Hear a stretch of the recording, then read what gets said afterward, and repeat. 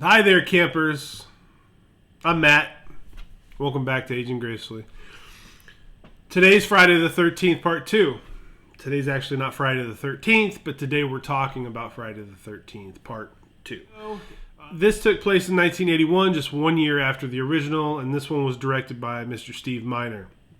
This is the film where we get Jason Voorhees in all of his glory. Now, a lot of people, myself included, think this version of Jason Voorhees is the scariest version because he's wearing the bag over his head. He doesn't quite get to the iconic hockey mask just yet. We're one more movie away from that.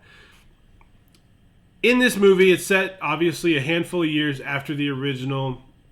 Camp Blood has earned that moniker through what has happened at Camp Crystal Lake. Paul and Jenny, we are shortly introduced to them after the movie begins. They are in charge of training a new group of camp counselors for an upcoming summer camp. They did a really good job with this cast. They had a little bit of everything. Paul is a very capable, final guy isn't really a term, but when you see him, you're thinking, okay, well, I could see this guy making it to the end and maybe even surviving this whole thing. He just has a really good presence in this movie. Jenny is his love interest, and she has got to be one of the top 3 final girls of this franchise. She's just fantastic. She's played by Amy Steele. So with this great cast, we get one of the most iconic scenes in the entire franchise. And it might be one of the most iconic scenes in all of horror. Paul and everybody else are surrounding a campfire, and Paul is telling them the story of Camp Crystal Lake and Jason Voorhees and Jason's mother and what happened, and everybody is just hanging on every word that Paul says. And he tells it in a way that is legitimately scary. Fantastic part of the film. Just really sets the tone for the whole movie. There's a great scene with everybody at the bar, everybody being Paul, Jenny, and Ted. They're talking about Jason. Jenny is feeling compassion for him and what he had to go through seeing his mother get killed, if the story is even true. Paul and Jenny get back to the cabins and lights don't work. There's blood in a bed. And they're like, well, this can't be right. They wouldn't play a joke like this. They go down, Paul's checking the fuse, and Jenny is off to the side, and she starts to see the shift of the shadows. She tells Paul, there's somebody else in this room, and Paul's just doing his guy thing. Whatever, lady.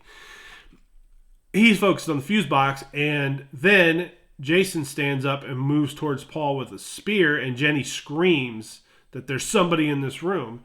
And it's just, the idea of that was so effective back then, and I think it's still effective to this day. What follows after that is one of the best cat and mouses in the series. I thought Jenny put up a great fight. There were some really comical parts where Jason would dive for her and grab nothing but air.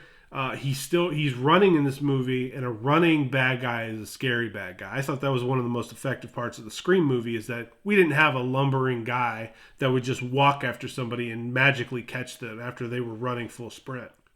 Baghead Jason is the killer in this movie, and I think he's the scariest Jason. I really do. I think there's something unsettling about a hillbilly wearing a sack with only one eye cut out.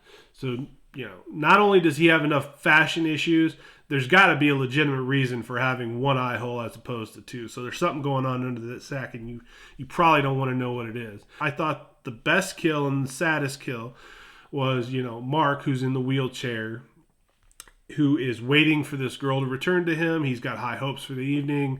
Everything seems to be going his way. And outside in a rainstorm on the front porch, he catches a machete right to his face. The ending was great. It left the door open for the next one, which, there's almost always the next one, up until 2009, of course. 7 out of 10. This movie ages gracefully. If you want a good horror movie, throw this thing in. Enjoy it, because they knocked this one out of the park. That's it. That's all. See you on the other side.